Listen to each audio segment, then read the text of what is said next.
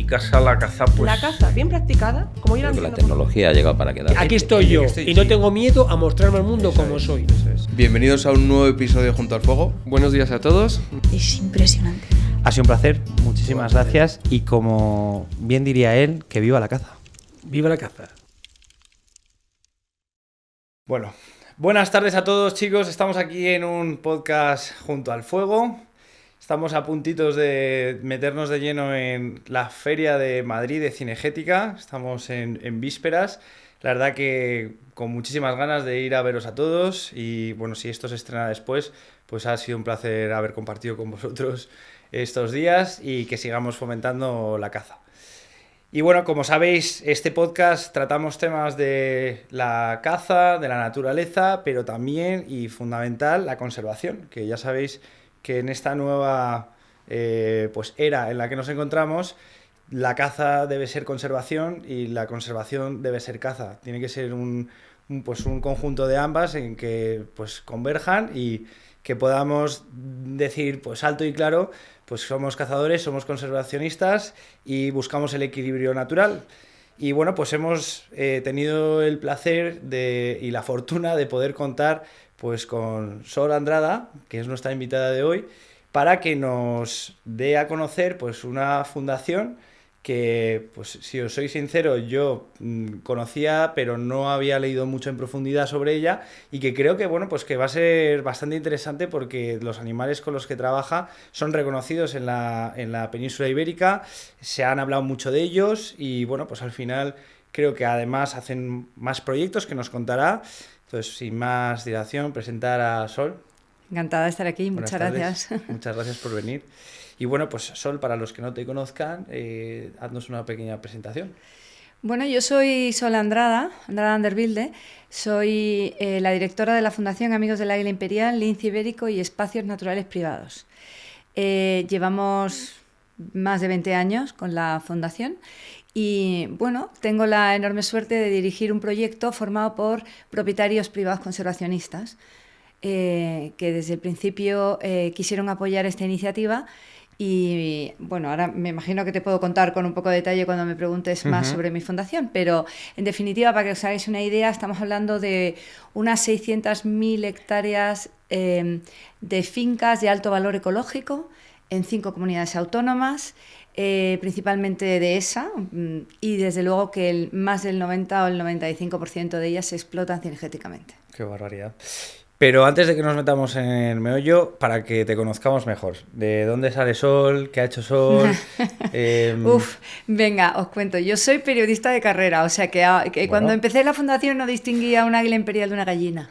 Ahora ya no, ahora ya he aprendido bastante. Y todo este proyecto surgió porque mi padre, Fernando Andrada, fue el primer presidente de la fundación y montaron esta fundación con un grupo de amigos a instancias de SEO BirdLife, ¿vale? Que reunió a un grupo de propietarios y les dijo: oye, vosotros sois los verdaderos conservacionistas, sois los que tenéis las águilas imperiales en vuestra casa, realmente deberíais asociaros. Entonces se formó la fundación Amigos del Águila Imperial. Y bueno, entré yo a trabajar en el proyecto y desde entonces, bueno, pues soy la directora. Ya mi padre está jubilado, él es el... O sea, llevas desde el inicio, desde los 20 años. Desde el inicio, sí, Ostras. de más de 20 años. Ya mi padre está jubilado, pero sigue colaborando, pero tengo un equipo de patronos impresionante y bueno, pues un montón de proyectos y un montón de ilusiones. ¿Qué vinculación tienes con el mundo del campo? Claro, en realidad es que mi familia, por parte de padre, por parte de madre no, pero por parte de padre es una familia muy campera, de tradición cinegética y agropecuaria.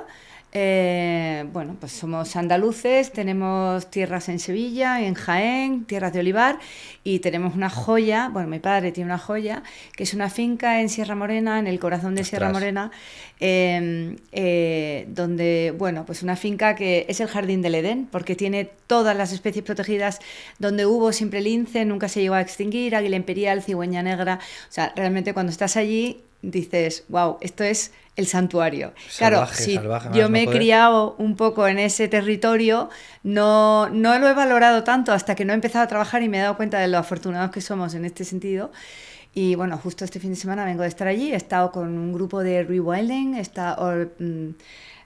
promovido por Odile Rodríguez de la Fuente, que es la presidenta del Rewilding Spain, y hemos estado trabajando y realmente ellos se han quedado impresionados. Es una finca impresionante. Qué barbaridad.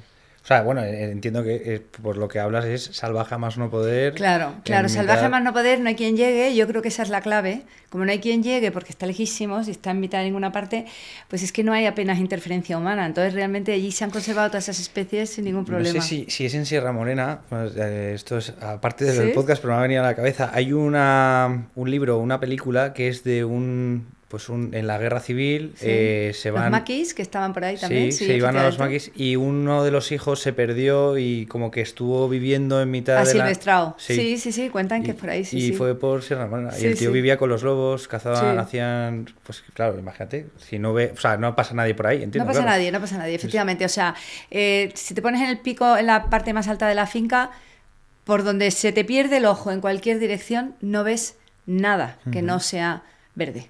Qué barbaridad. Oye, y entonces, a ti te gusta el campo, pero ¿en qué momento decides vincularlo a tu vida de tal forma de participar dentro de esta fundación? Bueno, en realidad me lo pide mi padre, me lo pide el equipo el equipo de los patronos. Dijeron que esta fundación tiene mucho recorrido, hay que llevarla, vamos a darle a alguien que entienda un poco de campo, que esté vinculada con el campo, y parecía que yo era un buen perfil. Desde entonces cambié radical mi carrera porque yo trabajaba en la Universidad Francisco Vitoria en temas de relaciones internacionales, porque he estudiado periodismo, estaba sacándome el doctorado y de repente le di un vuelco a mi vida. Y desde entonces ya solo quiero verde y animalitos. Bueno, ya no quiero otra cosa. Sinceramente es lo mejor. Sí. Vamos. O sea, y entonces empiezas en la fundación, pero bueno, para que no lo conozcan, esto es una fundación de propietarios privados conservacionistas, que en realidad lo que nosotros defendemos es que la mejor manera de gestionar el patrimonio natural es como lo hacen las fincas privadas. O sea, la gestión tradicional, agropecuaria, ganadera, forestal, cinegética, de turismo de conservación, que se lleva a cabo en las fincas privadas es perfectamente compatible con el cuidado de la biodiversidad y, lo más importante, de las especies protegidas. Originariamente nuestra fundación se llamaba Fundación Amigos del Águila Imperial, porque el grupo de propietarios que la formaron estaban vinculados al águila imperial, que entonces era muy escasa, y el 80% de los ejemplares estaban en fincas privadas. Entonces, da que pensar, ¿no? Es decir, fincas que se explotan cinegéticamente y una especie tan amenazada y tan sensible, donde está bien es en una finca donde se caza. Luego algo están haciendo bien los propietarios. En el 2011, con la expansión del lince ibérico, cuando el lince ibérico ya se da con la tecla de la cría en cautividad del lince ibérico y empiezan a expandirse, rápidamente esta expansión se hizo también en fincas privadas, porque al final las especies en general lo que necesitan es alimento, refugio y tranquilidad. Y eso te lo da una finca privada con un propietario que tenga realmente una sensibilidad especial, que son, por cierto, la inmensa mayoría. Es muy raro encontrarte un propietario que está en contra de la expansión de las especies, tal. Y entonces decidimos ampliar nuestra denominación y desde entonces metimos al lince ibérico. Como dice mi padre, es que comparten territorio y restaurante, y es verdad, las necesidades de ambas especies son las mismas. Vale. En realidad nosotros nos tendríamos que llamar Fundación Amigos del Conejo. Porque yo me dedico al conejo. El 90% de la alimentación. Claro, al final el 90% de la alimentación de ambas especies es el conejo. Conejo, caza menor, pero bueno, eso no quita que, por supuesto, también hacemos muchísimas otras cosas. ¿Qué hemos conseguido en estos 20 años? Yo creo que más de 20 años. Colaborar activamente en que ambas especies hayan empezado una velocidad de crucero lenta, pero segura, sin pausa, saliendo de su situación tan crítica. O sea, para que os hagáis una idea, el lince ibérico, según entidades conservacionistas de mucho peso de nivel internacional, le daban por extinto. O sea, nunca pensaron que se iba a recuperar. 40, 50 ejemplares. La cría en cautividad no funcionaba de ninguna de las maneras. Tuvo que venir un genio, que yo la conozco personalmente y para mí ha sido un honor conocerla, que se llamaba Astrid Vargas, que ya había salvado un puma o un gato, no te sé decir cuál, en América, y implantó las mismas medidas. Aquí lo que estaban haciendo era poco menos que con animales de desecho que estaban en centros de recuperación, pues que estaban accidentados y tal, intentar sacar adelante una cría. Y ella dijo, no, señores, hay que coger los animales, los ejemplares que están sanos y fuertes, que están en libertad. ¿Cómo vamos a hacer eso? Si quedan poquísimos. Ya, es que es la única manera. Y al final ha resultado muy bien, porque el lince es un gato y los gatos se reproducen fenomenal. Claro. No se ha dado con la tecla en cautividad, en este caso es una pena del águila imperial, pero es verdad que ella sola lo está consiguiendo. Hay que rezar para que no le dé ningún COVID de águilas, porque entonces tendríamos problemas para recuperarla. Pero sí, los dos ejemplares, las dos especies van muy bien. Y por entender cómo pueden llegar esos animales a descender su población tan drásticamente, ¿cuál fue la causa? Está clarísimo, se sabe perfectamente. O sea, del águila y luego claro, comparten también el motivo. Enemigos, sí. O sea, nos tenemos que poner en una situación posguerra con hambre en el campo, y los grandes competidores de la caza menor, que era una necesidad imperiosa para las poblaciones rurales, eran lo que se llamaban entonces alimañas. Y entre las alimañas estaba el zorro, pero también estaba el águila imperial y el lince ibérico. O sea, había una junta de alimañeros, o sea, te pagaban a un guarda, le pagaban dinero por entregar las garras de un águila imperial. O sea, si tú demostrabas que habías matado a una alimaña, le estabas haciendo un favor a la población rural. Hay que ponerse en contexto. No existía el concepto que hay ahora de seguimiento de la fauna. O sea, nunca ibas a pensar que una especie podía extinguirse porque se cazase. Yeah. Entonces, la principal causa fue esa, que iban a por ellos, pues vamos, a destajo, porque es que, ya te digo, en el campo era necesario, es que había que comer, básicamente. Sí. Entonces, en el caso del águila imperial, nosotros tenemos una documentación que tenemos en un libro maravilloso que nos publicó la Fundación BBVA, de Luis Mariano González, que es seguramente una persona que más sabe de águilas imperiales de España, que está en el Ministerio de Agricultura, donde se documenta cómo propietarios privados le decían a su guardería: en esta casa no se matan las águilas imperiales. Uh-huh. O sea, esto hay que cuidarlo y hay que preservarlo. Entonces, claro, pues el guarda no lo mataba, pero si no llega a ser por los pocos propietarios privados que pidieron expresamente que no se erradicara a esa especie, no quedaría ninguna, porque quedaran 70 parejas. O sea, lo que quedó fue una cosa ridícula. Y básicamente está demostrado que fueron los propietarios privados los que dijeron: no, por favor, aquí no hay que matarlo, porque es una especie emblemática, endémica, es decir, solo está en la península ibérica y es un lujo poder disfrutarla. Hablas de que vosotros defendéis la práctica de esta defensa de animales en fincas privadas, porque entiendo que es la gestión, como dices, que más el propietario se preocupa de crear ese equilibrio natural perfecto.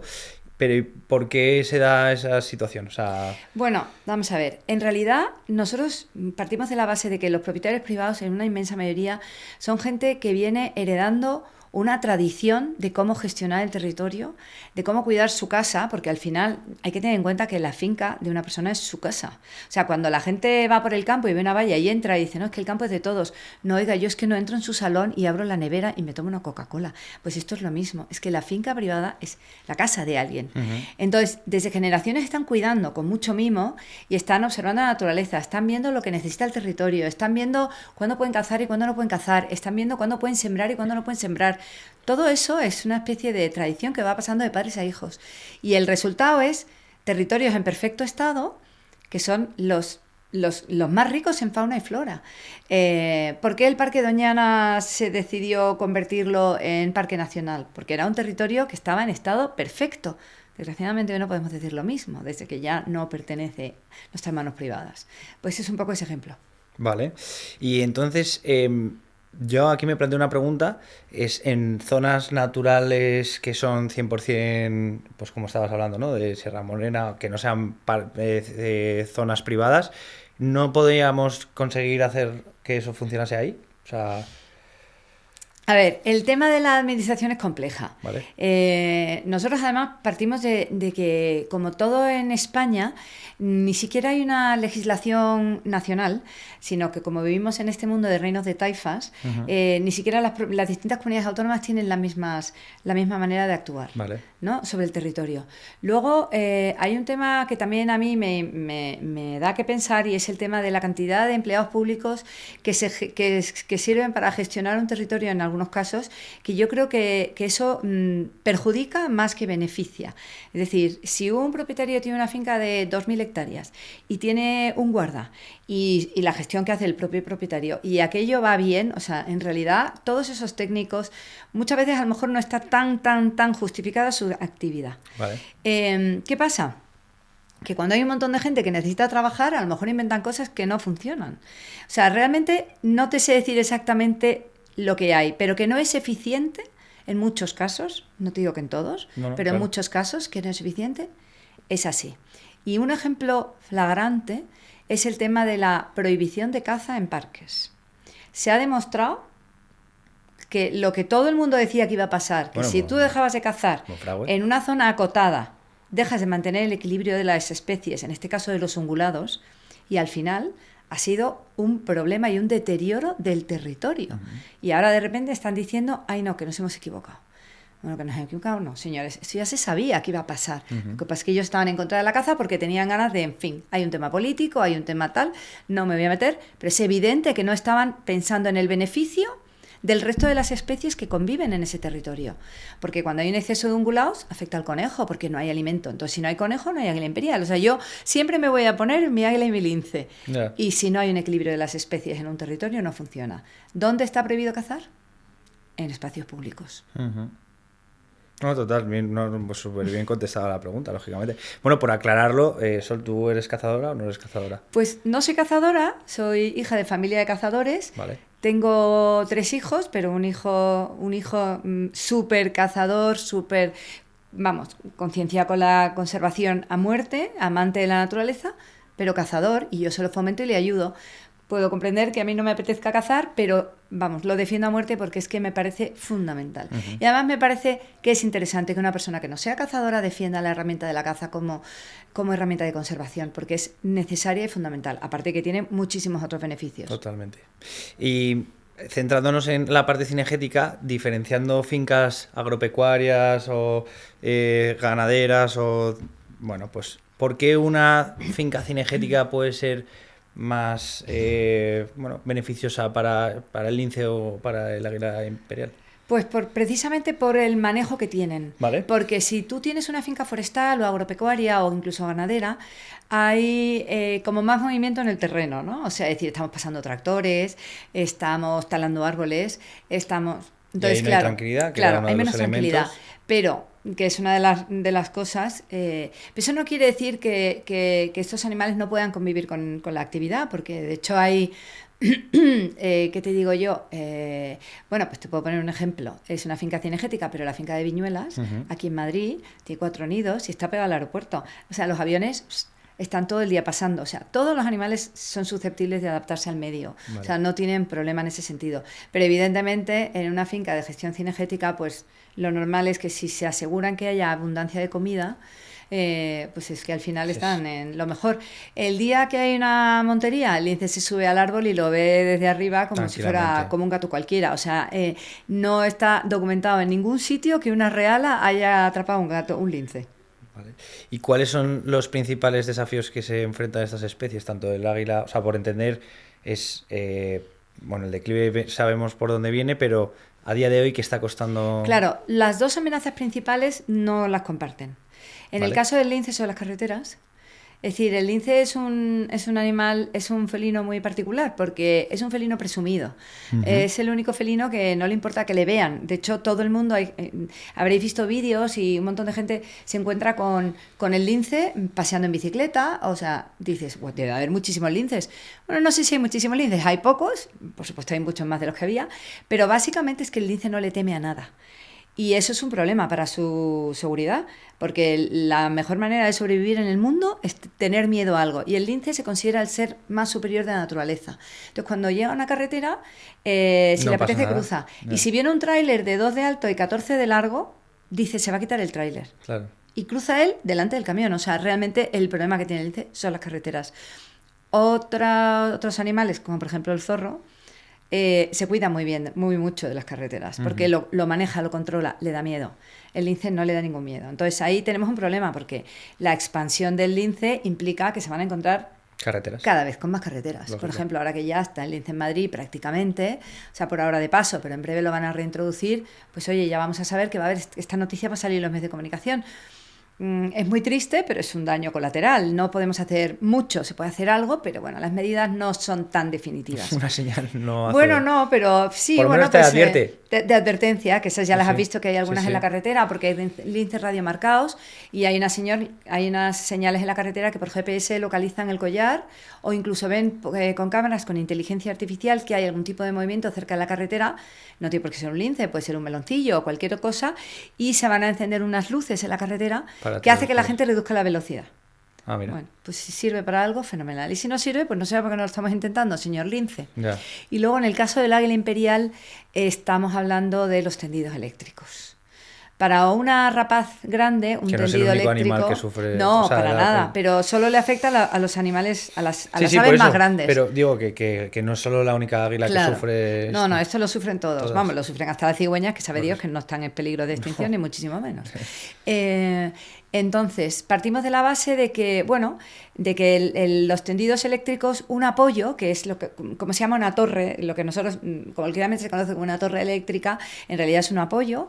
En esos apoyos las grandes aves se ponen porque es un oteadero de caza. O sea, es decir, es un árbol sin hojas, Claro. con lo cual se ve muchísimo mejor. Está en alto, disfrutas de la campiña, estás... ¿Qué pasa? Que cuando las grandes aves tocan con las dos alas en dos cables distintos, es cuando les da la descarga eléctrica, es cuando mueren. Por eso hay tantos pajaritos en los cables que no les pasa nada, porque están tocando solo un cable, ¿vale? Entonces, por eso afecta a las grandes aves. Águilas imperiales muertas en tendidos, pues hay muchas, pero es verdad que muchas veces, hay poco que hacer, pero mucho que hacer. De hecho, desde nuestra fundación desarrollamos hace unos años, gracias al apoyo de la Fundación Banco Santander, una aplicación móvil que la gente se puede descargar gratis. Vale. Y que de la misma manera que vas andando por el campo buscando setas, puedes ir andando por el campo para hacer seguimiento de tendidos. Entonces tú vives en un pueblo o te has ido al campo o lo que sea y hay un tendido. Entonces tú lo que vas es siguiendo el tendido con tu teléfono y tu aplicación móvil. Cuando detectas que debajo de un apoyo hay una incidencia de mortandad que tú no tienes por qué saber si es una águila imperial o una perdicera, puede Pero ser bueno, cualquier mandas cosa. un comunicado. A través de esa aplicación se manda la información, se hacen unas fotos, se localizan por GPS y se puede saber ese sitio donde está ubicado para que la empresa eléctrica vaya a protegerlo. Entonces tú dices, ¿por qué no los protege todos?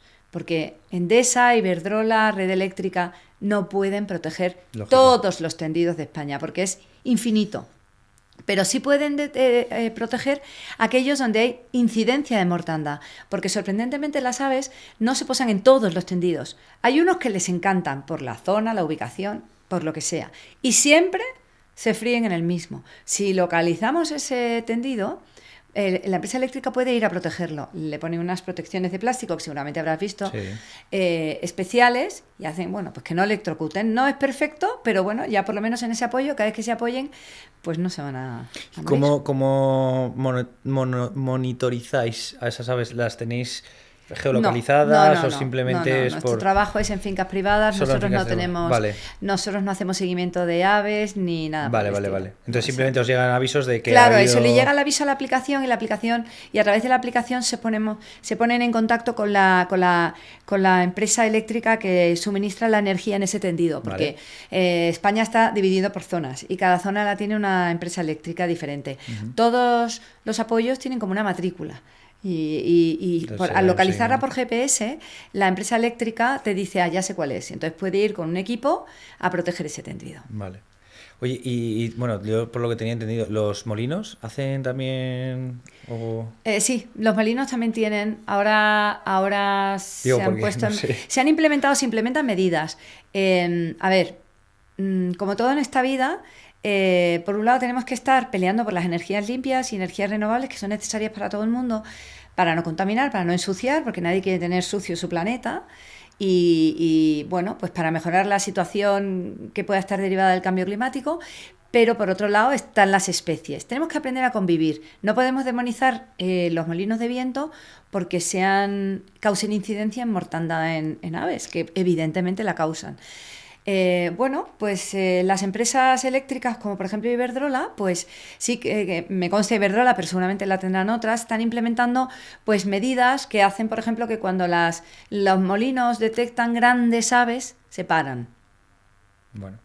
Vale, No no habrá nada perfecto, No seguramente. lo sé. Si simplemente era porque... Pero básicamente se trata de estar intentando darle encontrar soluciones. soluciones. Sí. Pero No no, hay vamos a problemas, dejar de sino tener situaciones molinos. a resolver. Claro.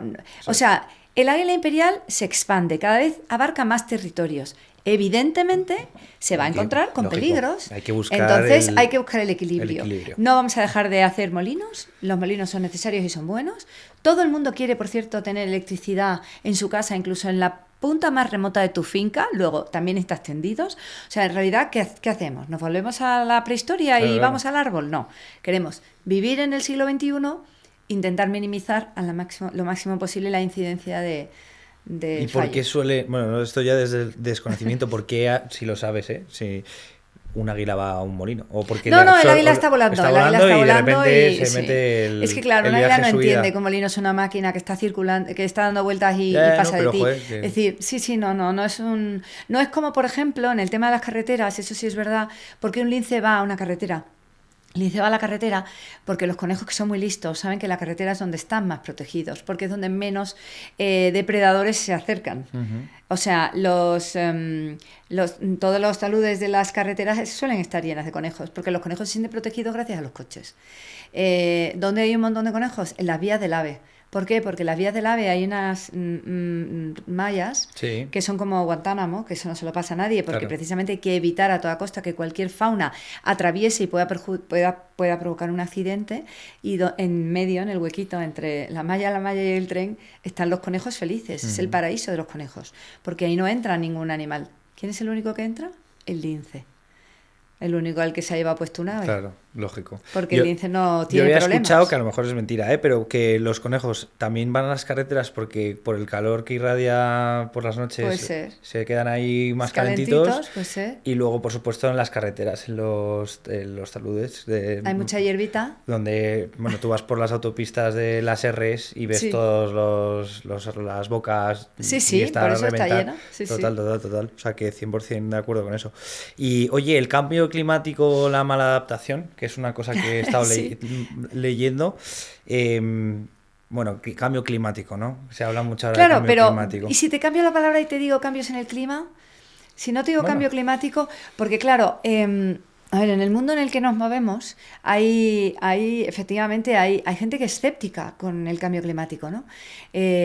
Vamos a ver. Es que yo sí creo que hay cambio climático, pero porque yo creo que hay cambios en el clima, pero los ha habido a lo largo de Eso es. toda la historia del planeta, ¿vale? ¿Eso es cambio climático? Sí, el problema es que la terminología, o sea, el concepto cambio climático conlleva unas particularidades que exceden su significado y van más allá, porque estamos hablando de temas políticos, estamos hablando de medidas que se toman bajo el paraguas del cambio climático que a lo mejor no consideramos que son las adecuadas, ¿vale? Pero yo te estoy hablando de cambios en el clima. Está demostrado científicamente que eso está pasando. Está Vale. demostrado científicamente. O sea, yo no te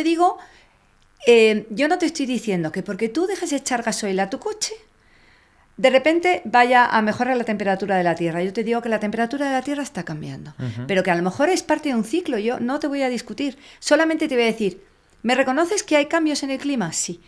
De hecho, nosotros estamos ahora trabajando en un proyecto financiado por la Fundación Biodiversidad, el Ministerio para la Transición Ecológica y el Reto Demográfico y la Oficina Española de Cambio Climático, donde hemos hecho una encuesta impresionante, que ha tenido un éxito y de la que hemos sacado una información muy importante. Propietarios privados y gestores sobre su percepción del cambio climático. Entonces, ya cuando la ven, se les pone el pelo de punta y dicen, perdona, ¿de qué me estás hablando? Ya. Pero yo te voy a hacer preguntas. O sea, tú eres cazador. ¿Tú conoces la migración de las aves? ¿Tú has notado alguna diferencia? ¿Has notado que hay aves que emigran o aves que no emigran, que antes emigraban? Porque hay algunas que son especies cinegéticas.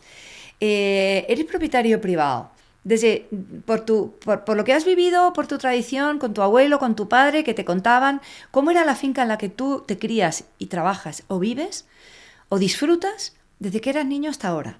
¿Hay más agua, menos agua, llueve más, llueve menos? Entonces hemos hecho ese tipo de preguntas. Vale. Y de repente ha dicho la gente, pues mira, sí, todo esto ha cambiado, pim, pim, pim, pim, pim. O sea, yo no te estoy diciendo por qué ha cambiado, yo te estoy diciendo, ¿tú notas que ha habido cambios?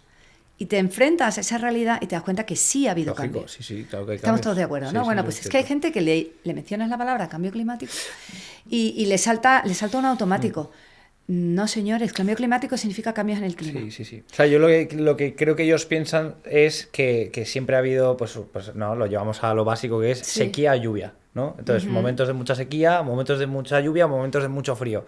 Joder, yo me acuerdo en el año 60 que pasamos 5 años de sequía máxima, extrema.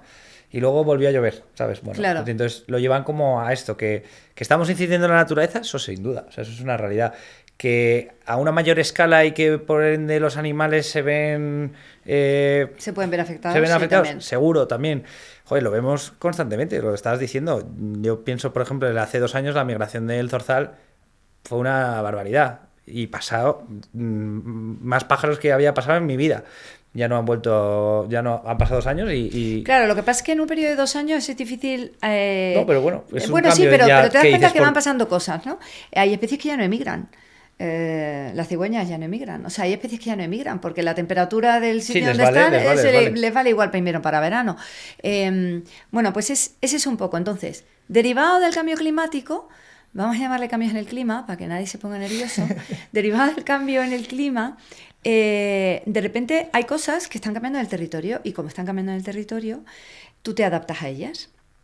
¿Qué pasa? Que tú puedes tomar una medida para adaptarte a, oye, pues resulta que antiguamente, yo qué sé, tenía en mi finca una serie de manantiales que ya no brotan y han estado toda la vida funcionando, y entonces yo ya tengo que arreglar, organizar puntos de agua para poder dar agua en verano a las especies de mi finca, a la fauna, o lo que sea. Hay cambios y tú a esos cambios tomas una serie de medidas, ¿vale? ¿Qué pasa? Que hay veces que esa medida es perjudicial a la larga y tú lo estás haciendo con un buen fin. Eso es maladaptación. Vale. Es un concepto muy, muy novedoso que nosotros estamos trabajando en ello porque lo que queremos es darle difusión para que la gente lo conozca.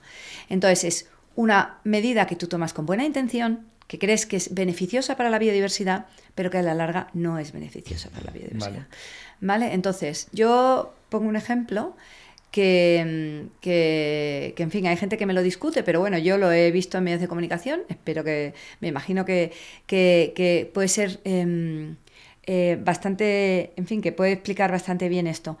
Lo que ha pasado en el Barranco del Pollo, en Valencia, casi una tragedia, sobre todo pues porque no se había limpiado el cauce y había un cañaveral enorme que se formó un tapón y ese tapón explotó y eso arrasó y no era agua, eso era lodo, cañas, pero porque Todo lo que primero se se lleva había por delante. atascado Sí, claro. y luego salió todo, o sea, realmente, por supuesto yo no digo que no hubiera habido algún muerto, pero desde luego no hubiera sido tan dramático si el Barranco del Pollo hubiera estado limpio, eso parece una evidencia. Entonces, ¿es una mala adaptación no haber limpiado el Barranco del Pollo? No, eso es una mala gestión, porque se sabía que había que limpiarlo, había proyectos para limpiarlo y tal. Lo que sí es una mala adaptación, para mi gusto, es que algunos grupos ecologistas habían recomendado que no se limpiara el Barranco del Pollo porque en esos cañaverales estaban creciendo, bueno, aparte de plantas interesantes, que seguro que son muy, muy, muy útiles para la biodiversidad, también animales. Había algunos anfibios, alguna lagartija. Entonces ellos habían recomendado, decían, oye, no, esta zona no hay que tocarla, porque aquí está creciendo una biodiversidad extraordinaria que antes no había. Entonces, parece una cosa buena, ¿no? Un sitio donde antes no había esta biodiversidad, que de repente la haya. Pues eso es mala adaptación, porque con una idea de algo bueno, que parecía bueno, que es fomentar la biodiversidad en un espacio donde no había, llegó la Dana, se formó la que se formó, y eso se convirtió en un problema para la población. Y al final el resultado ha sido nefasto. No, y además intención buena, pero resultado bueno, nefasto. y intención mala por doble, porque te has llevado la biodiversidad más luego... Vale, todas las sí, familias. pero bueno, ya podemos sacar muchas conclusiones. Pero yo te digo, la intención de ese grupo era... No, es mucho más importante salvar a la ranita o a la lagartija. No, sea, no era su intención. Lo que pasa es que ellos lo defendieron porque pensaron que era una buena idea, que ya que estaba surgiendo una biodiversidad en esa zona, mantenerla. Pues no, señores, era más importante mantener limpio el cauce. Eso es mala adaptación. Entonces, si tú te enfrentas al concepto y lo tienes en mente, cada vez que vayas a tomar una medida o algún tipo de gestión en el territorio que tú custodias, en tu finca, lo vas a pensar bien, vas a pensar, vale, pero a la larga esto puede ser beneficioso o perjudicial. Para eso hemos hecho este trabajo. Pero bueno, ahí, joder, es complicado el darle una respuesta, porque, joder, es como decías, puntos de agua, ¿no? Imagínate, yo tenía unos acuíferos que brotaban y emanaban en manantiales en X zonas y de repente, pues por A o por B, dejan de funcionar. Yo tengo que hacer un sondeo, veo, Claro. hago un pozo. Eso parece que no es mala adaptación. No. Eso sería, yo creo que eso En la misma zona. Eso está correcto, eso está bien. Entonces, A ver, luego está el detalle de que tendrás que pedir unos permisos a la administración, Lógico, que lógico. en fin. Pero bueno, si todo va bien, eso efectivamente es una medida buena. Lo malo es cuando una medida buena, que no ese es el caso, a la larga es perjudicial. Vale. Tú tomas una medida porque te estás adaptando a un cambio. O sea, realmente lo que estás es haciendo, o sea, estás adaptando la gestión tradicional de tu territorio a la nueva realidad de las cosas que necesita. Ujú.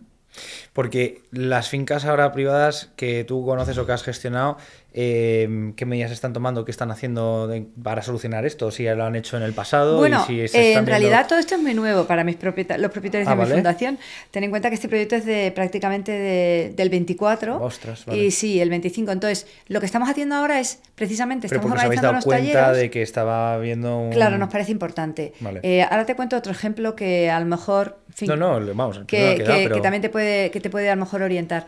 El tema este, por ejemplo, estamos haciendo unos talleres de formación a propietarios privados, a entidades conservacionistas, a gestores de fincas, precisamente para plantearles, oye, ¿habéis pensado en esto? ¿Habéis pensado que os podéis equivocar y hacer una medida que, entre comillas, luego pueda ser perjudicial en vez de beneficiosa, como era lo que esperabais?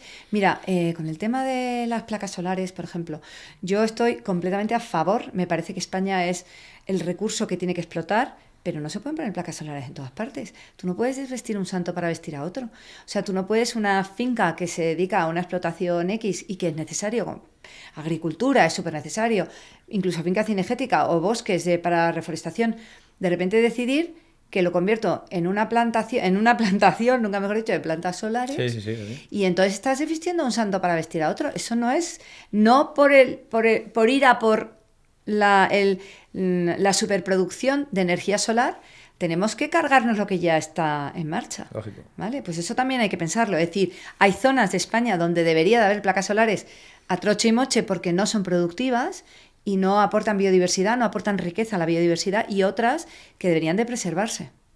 Y, oye, ¿y crees que las políticas ambientales que se están tomando hoy día favorecen al campo, no favorecen al campo? Has tocado un poco el tema de los ecologistas. Pues mira, sí.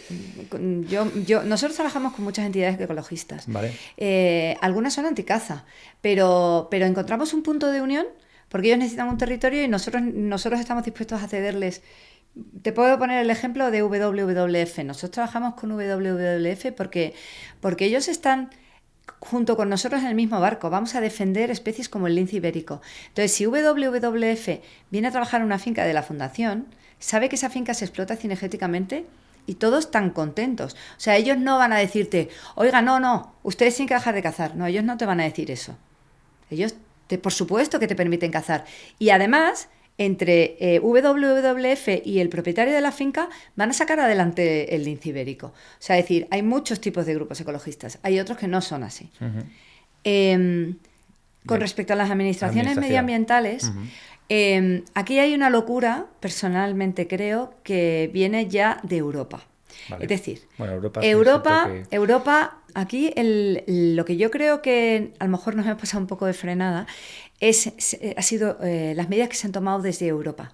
Es decir, Europa se ha puesto muy seria y muy estricta con respecto a todo lo concerniente al cambio climático y, por ejemplo, ha demonizado algunas energías o producciones, como por ejemplo la nuclear, y luego, cuando ya han meditado y se han dado cuenta, han comprendido que se habían pasado de frenada. Entonces, de considerar que la nuclear era lo peor, Más lo peor nocivo del para el mundo, lo más campo. nocivo, ahora es energía limpia. Es lo más rentable. Volvemos a ser verdes.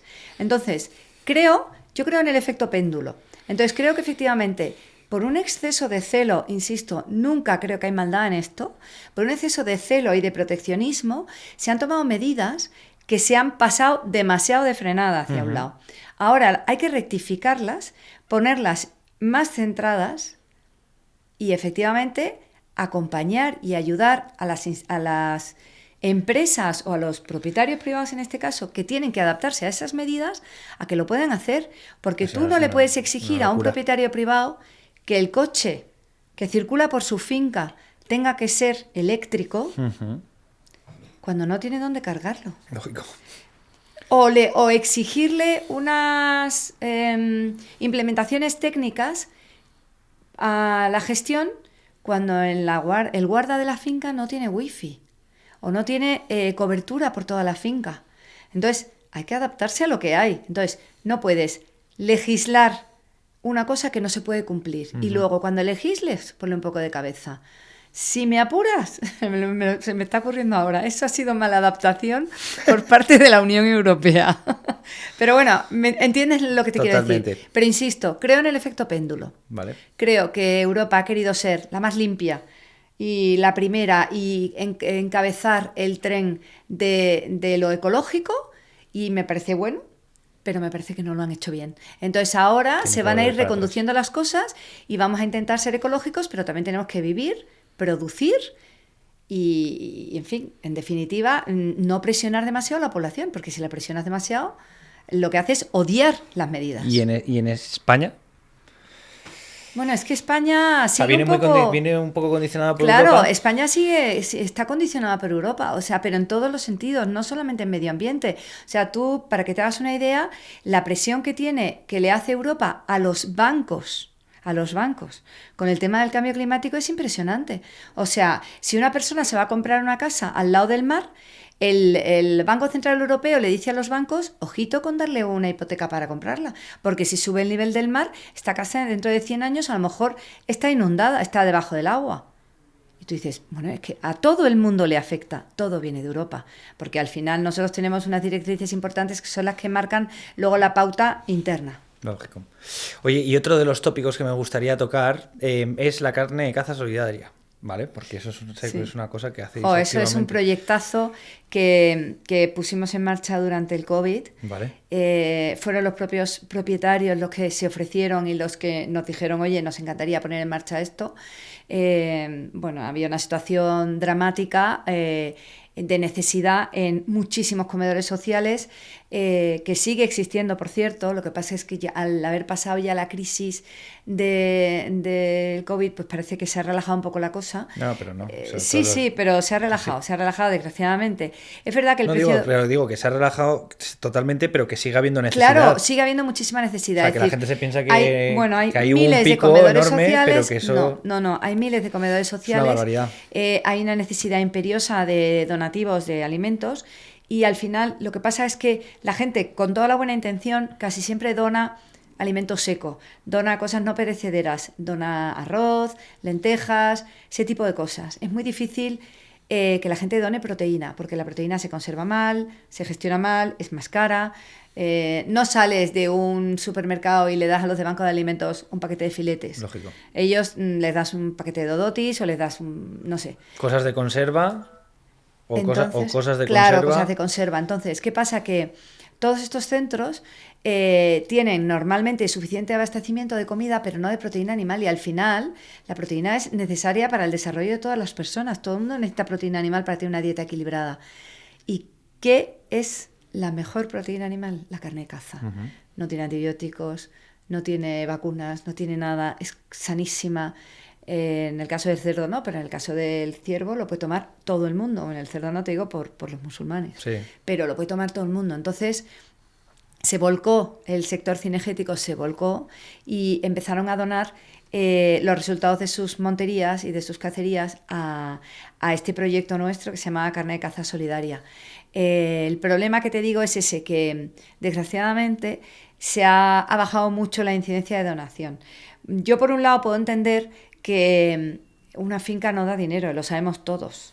O sea, una finca no da dinero y el resultado que tú obtienes por la venta de la carne en una montería es importante para el mantenimiento de la finca. O sea, realmente era un sobreesfuerzo de lo que estaban haciendo estos propietarios. Y bueno, pues ahora los propietarios que ya no están en modo COVID, en modo la gente lo está pasando mal, pues están pensando también en su propio beneficio, que tiene sentido. Pero vamos, que hago un llamamiento para que vuelvan. Sobre todo quiero hacer una incidencia en la caza mayor, porque desgraciadamente la caza menor es más difícil de gestionar y te lo explico muy rápido.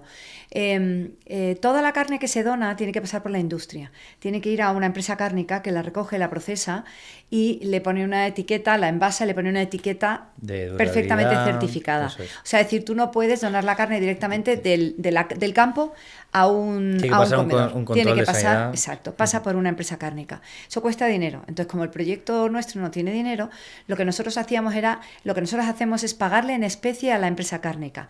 Se llevan las canales de una finca, de una montería, y a nosotros nos dan el 30% del peso del canal en carne cortada en formato ragú, en paquetes de 5 kilos congelados. O sea, imbatible. Imbatible para repartir. Ellos se quedan con el resto porque con eso pagan el transporte, lógico, la manipulación, la elaboración del producto y a mí me dicen, ¿dónde quieres que te lo ponga? O sea, es perfecto, por mis manos no pasa un euro. Pero ¿qué pasa? Que con la caza menor no funciona porque el procesamiento tanto de conejo como de perdiz en un momento dado es muy caro. Entonces la empresa cárnica no le interesa quedarse con el producto. Con lo cual hay muchas veces que nos han donado conejos y perdices en cantidades enormes y no las hemos podido coger. Y es una pena porque el conejo ha sido la base de la alimentación en todos los países del mundo. Es una carne sanísima, llena de ventajas y vitaminas y de todo y no se puede echar al puchero. ¿Y qué otros proyectos más estáis haciendo desde la Fundación? Porque... Bueno, nosotros también trabajamos con otras empresas, con otras entidades. Trabajamos, por ejemplo, con la universidad en proyectos de investigación. En este momento estamos trabajando mucho con todo el tema de absorción de carbono, porque ya sabes que ahora cada vez es más importante el tema de que en breve va a haber un mercado libre de créditos de carbono, que es un recurso que va a ser muy interesante para las fincas. Nosotros estamos trabajando mucho con eso, estamos asesorando a las fincas porque hay muchas empresas que les ofrecen proyectos, les ofrecen opciones, ellos nos preguntan cómo hacemos, les explicamos un poco cómo va la directiva europea todavía en ese sentido. También trabajamos con otras ONGs. Si nos piden cosas, hace poco una ONG, FIEP, que no sé si la conoces, una fundación que hay aquí en Madrid que hace una labor impresionante para la recuperación de especies, pues nos dijeron, oye, hay que reintroducir tortuga mora que está en los centros CITES. Pues si hay fincas que quieren recepcionar esas tortugas y soltarlas en su finca, pues nosotros hacemos de canalización. O sea, no solamente trabajamos con el águila y el lince, trabajamos con cualquier entidad o con cualquier institución, ONG, que necesite territorios para hacer mejoras de hábitats, medidas especiales, y lo único que yo hago es me pongo en contacto con los socios de mi fundación y le digo, ¿quién quiere colaborar en este proyecto? Y hay mucha gente que dice, yo, encantado. Abre las puertas de su casa y entran a trabajar allí. Porque ¿cuántos socios sois ahora mismo? Pues nosotros tenemos como unos 120 socios, vale, 120 propietarios, y calculamos que tenemos como unas 600.000 hectáreas de fincas. Sí. Vale. Joder, que son... No, está fenomenal. Y luego tenemos muchos otros propietarios que no son socios, pero con los que también trabajamos. O sea, que es un poco... Sí. Y entiendo que, son los proyectos los hacéis por medio de lo que contabas, ¿no? De Fundación Santander o Fundación BBVA. Claro, luego nuestra financiación nuestra nos viene por entidades privadas a las que les hacemos propuestas de que se nos van ocurriendo y luego mucho las administraciones.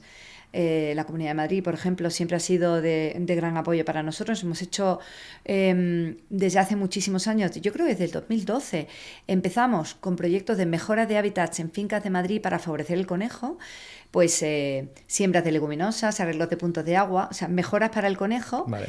Y hoy en día la Comunidad de Madrid es la comunidad con la mayor densidad de águila imperial de España. Ostras. O sea, nadie lo piensa, pero es que pasan por las 4 torres las águilas imperiales en Madrid. Bueno. ¿Por qué? Porque la Comunidad de Madrid se ha preocupado siempre muchísimo de fomentar y de premiar o favorecer las fincas o que tenían águila imperial o que fueran zona de campeo del águila imperial. Tú puedes no tener el nido, pero el águila imperial puede cazar en tu finca, entonces fomentar el conejo en esas fincas. Qué bueno. ¿Qué cantidad de especies? O sea, ahora mismo, ¿cómo están en números las especies? No me lo sé exacto, ¿eh? O sea, Bueno, que te lo voy a decir demasiado aproximado, pero vamos. Yo creo que el lince, desde luego, 2.000 ejemplares Vale. hay, y el águila imperial, a lo mejor te digo, 1.200 parejas. Las águilas imperiales se cuentan por parejas, no se Vale. cuentan todos los ejemplares, se cuentan por parejas. ¿Y cuál sería el número en donde Es que ¿sabes lo que saliésemos pasa? de- Que como se están expandiendo, tú ten en cuenta que el águila imperial va ampliando territorios y, hombre, lo suyo sería que estuviera en toda la península ibérica como estuvo en tiempos, ¿vale? Ya, por supuesto, está en Portugal, está en el norte de África también. O sea que realmente la expansión va... Pero ellas mismas se regulan porque, de hecho, una pareja de águila imperial, cuando sus hijos, sus crías ya son maduras, jóvenes pero maduras, ya se ocupan ellas de que se vayan. Ya. O sea, que se atizan. Porque lo que tienen que hacer es forzarles a que se expandan, a que se vayan a otros territorios, porque el territorio da para lo que da. El alimento de una finca da para el número de parejas. Pero que sigue hay. siendo denominada Sí, estamos en especie peligro- protegida. Sí. Vale, de peligro Los de dos, extinción. los dos. Vale. Hubo hace 2 años una reunión para ver si se les rebajaba un poco de todas las entidades que estaban vinculadas a la protección del águila imperial, que son pues ONGs, comunidades autónomas, Portugal, el Ministerio, por supuesto. Se decidió retrasar el rebajarle la medida de protección. Rebajársela no quiere decir quitársela, porque la expansión parece que va muy bien, pero se decidió dejarlo por ahora así. ¿Cómo está? Y más adelante pues se Mejor. tendrá en cuenta. Pero vamos, es un éxito de recuperación en los dos casos. No, pues enhorabuena por eso. Hablemos de, reflexionar un poco sobre el futuro, ¿vale? ¿Cuál crees que es el mayor reto de la conservación para los próximos años? Pues, a ver, el mayor reto de la conservación yo creo que es convivir con todas las energías limpias. Es decir, en el caso mío, cómo afecta a los territorios, tanto la eólica como la solar, a mí me parecen un reto. ¿Vale? Me parecen un reto. Creo que son necesarias, hay que implementarlas al máximo, porque tenemos un país que realmente es el paraíso para estos dos recursos. Da pie a... Pero lo que te decía antes, no podemos desvestir a un santo para vestir a otro. O sea, no podemos acabar con el verde que tenemos en España, que somos ejemplo en Europa y somos los que más aportamos a la red Natura 2000, para implementar una cosa que parece necesaria, pero que, bueno, que hay que hacerlo con cabeza. Y luego Que no la sea formación. una mala adaptación. Que no sea una mala adaptación. Y luego la formación. Creo que a nosotros nos falta en los centros educativos 100% de acuerdo. hablar de campo. campo, Sí. hablar de campo. Incluso hablar de caza. Yo creo que en los centros educativos hay que hablar de caza. Es que va de la mano. Es O sea, decir, si entiendes el campo, entiendes la caza. el otro día entiendes- un amigo mío me dijo: es que tengo un nieto mío que me ha llamado y me ha dicho, porque él tiene gallinas, tiene granja, tiene todo, porque vive en el campo. Dice: es que mi nieto me ha llamado, que vive en Madrid, y me ha dicho: papá, abuelo, perdón, porque era su nieto, abuelo, tengo un amigo de clase que nunca ha visto una gallina. Parece mentira, pero es que es así. O No, sea, es verdad, hay muchísima gente que no tiene la ningún tipo de desvinculación contacto. que hay entre la población civil y el campo es tan grande y cada vez es mayor, que realmente el reto está en acercar el campo a la gente. Y para eso hay que fomentar la formación en los Antes centros había, educativos. bueno, no sé si ahora lo siguen haciendo, había una excursión mítica que era la granja escuela. Sí, la sigue habiendo, pero esa no la hay única en todos los manera que hay. colegios y es que hay una despoblación rural que hace que la gente ya no esté vinculada con el territorio. Y si tú no estás vinculado con el territorio, le pones a tu perro un jersey y unos zapatos para salir a pasear. ¿Y te parece mal que tu perro, cuando lo sueltas en el retiro, salga detrás de una paloma? Pero si está siguiendo su instinto, es que no saben nada de animales. No saben nada de animales, es una realidad. Pues mira, si quieres nos pasamos a la parte última, y es las preguntas de la comunidad, que es, pues donde dejamos ahí un mensajito en redes sociales para que gente pues que tuviese alguna curiosidad o alguna duda, pues se la pudiésemos solventar. Y M. Bayón nos pregunta: ¿qué te hizo comenzar en esta fundación? Aunque lo has hecho, Sí. pero lo has dicho, pero bueno, pues supongo que será Bueno, la suerte de que mi padre fue uno de los fundadores y de que también la suerte por haber nacido en la familia que he nacido, pues conozco el campo, me atrae, me gusta y me pareció una oportunidad, claro. Inés Chulilla, /Chulilla, dice, ¿tiene algún beneficio pertenecer a la fundación? Bueno, los socios de mi fundación pagan una cuota, es una cuota muy pequeña, son 200 euros nada más. Para la inmensa mayoría lo hace porque le parece interesante el que haya una institución que defienda los intereses de la propiedad privada en el mundo de la conservación, ¿no? Que defienda el trabajo que ellos hacen. Solamente por eso ya la inmensa mayoría está en la fundación. Pero es verdad que nosotros conseguimos muchas subvenciones y ayudas que repercutimos en el territorio, repercutimos en las fincas. Por ejemplo, antes te he hablado de la mejora de hábitats. Cuando la Comunidad de Madrid o la Fundación Biodiversidad me da una cantidad que sirve para fomentar el conejo en las fincas privadas, porque el conejo es la base de la alimentación del águila y del lince, yo le estoy haciendo mejoras en la finca al propietario. Claro. Le estoy haciendo una siembra de leguminosas y de pasto que se lo pueden también comer sus ungulados, sus ciervos. Le estoy arreglando puntos de agua, le estoy arreglando caminos o le estoy ayudando a desbrozar monte. Entonces, al final hay medidas que nosotros repercutimos en el territorio que se quedan en la finca. Vale, bueno, pues mira, esos son los beneficios que puede llegar a darse. Y para esos propietarios de fincas, ¿cómo pueden darse a conocer? O sea, ¿cómo pueden llegar a vosotros? Por medio de... Bueno, nosotros tenemos una página web, ¿vale? www.amigosaguilaImperial.org, ¿vale? Y ahí veis nuestros proyectos, veis toda la información y desde luego también podéis haceros socios aunque no tengáis fincas. O sea, tenemos... Eso te iba a preguntar, claro, también tenemos entidades colaboradoras, tenemos, pues qué te digo yo, el Safari Club Internacional, el Real Club de los Monteros. O sea, hay entidades que nos ayudan a financiarlos porque creen en nuestro proyecto. Vale. Y luego, por supuesto, particulares que quieran colaborar. Oye, me parece muy interesante lo que hacéis y bueno, pues quiere colaborar con algún tipo de cuota, pues bienvenida, siempre bienvenida. Porque la ventaja que tiene nuestra fundación es que es una fundación muy pequeña. La única empleada fija soy yo y cada vez que conseguimos un proyecto contrato empleados nuevos. Vale. Ahora mismo somos 4, pues porque tengo por el proyecto este en el que estoy trabajando. Si se me acaba y no tengo otro justo enganchado, pues entonces vuelvo a ser yo. Entonces, al final, no tenemos una gran estructura que tenemos que mantener, sino que el dinero que nosotros recibimos lo implementamos siempre en el proyecto al máximo posible. Pues porque no tenemos ni una oficina complicada que pagar, ni sueldos que pagar. O sea que en ese sentido somos muy eficaces, somos muy sostenibles. ¿Cuántos proyectos podéis hacer en un año más o menos? No, yo todos los que me surjan, porque surjan. Claro, en el momento en el que a mí me entran los proyectos, yo subcontrato o contrato gente para llevarlos. Entonces, que tengo 3, pues lo que necesite para esos 3, que tengo 1, pues 1. Joder, qué guay. Y por último, Marina Guillén pregunta, ¿cuánto tiempo le dedicas a la fundación? Pues mucho. Yo te diría... Pues eso a ver, yo te diría, o sea, soy empleada fija, obviamente, pero claro, también pasa una cosa, yo los fines de semana voy mucho al campo y me invitan socios y en realidad muchos fines de semana también los dedico a la fundación, pero bueno, es que ir al campo es que no es un trabajo, es una suerte. Es una suerte, 100% de acuerdo. Sí. Y no le he apuntado, pero me acuerdo de memoria, no me acuerdo del nombre de la persona, pero mencionaban que si se iba a reintroducir en Aragón el lince, o cómo estaba ese... Sí, a ver, el lince va para arriba, ¿vale? O sea, Castilla y León ya está dentro. Ya está plagado. Y, bueno, plagado no sé, pero ya sí. Entonces, claro, la idea es que el lince debería de llegar hasta el Pirineo. ¿Vale? O sea, originariamente está documentado que el lince estaba en toda la península ibérica. Entonces, claro, el problema del lince es que a la gente le da un poco de miedo, a las instituciones, incluso a los propietarios. Yo he ido a dar charlas a un montón de sitios para explicarle a los propietarios privados por qué no tienen que temer al lince. Porque claro, todo el mundo lo primero que piensa es, me van a empezar a poner problemas la administración, no voy a poder gestionar mi finca. Como tenga un accidente, imagínate que atropello el lince y me meten en la cárcel. No y no. Eso no es así. Muy importante pero saberlo. la sensación es que te va a pasar algo así. Vale. Entonces, la administración no es tan insensible como para machacarte a ti encima de que estás facilitando la expansión de una especie.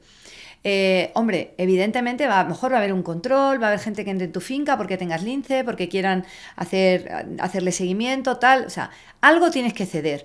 Pero yo siempre digo lo mismo. Primero, hay menos linces que Picassos. O sea, ¿cómo no vas a querer tener una obra de arte de tanto valor hecha por la naturaleza? O sea, es el felino más amenazado del mundo. Es una maravilla. Y si lo tienes en tu casa, o sea, es que presumes. De hecho, la gente que lo tiene es que alucina. O sea, ya solamente habla de eso. Porque es que para ellos es un lujazo tener un lince.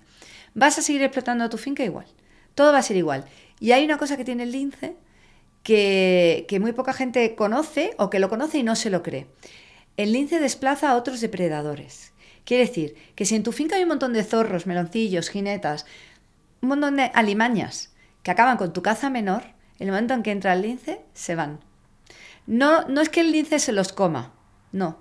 El lince se pelea con ellos un poco, no mucho, porque enseguida se van. O sea, el lince desplaza. Entonces, para que hagáis una idea, yo tengo propietarios en mi fundación que tienen cotos de perdiz intensiva, que tenían que hacer un control de depredadores todos los años, impresionante, porque claro, un coto de perdiz intensiva tiene un montón de perdices que son muy fáciles de capturar, muy fáciles de cazar. Es un buffet libre. Claro, un buffet libre. Yo digo, una caja de Ferrero Rocher. O sea, te paseas y las coges. Y ellos tenían que estar todo el rato luchando contra los depredadores, pues se comían sus perdices. Ha entrado el lince en su finca y de pasar de que todos los años matar 200, 300 zorros, han pasado a 0. Y encima tienes al felino más amenazado del mundo en tu finca, que se come una perdiz al día por todo potaje.